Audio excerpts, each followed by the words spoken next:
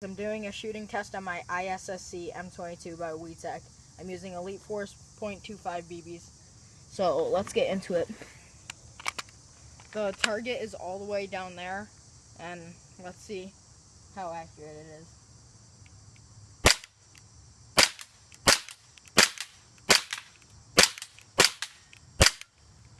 Okay. So let's go check.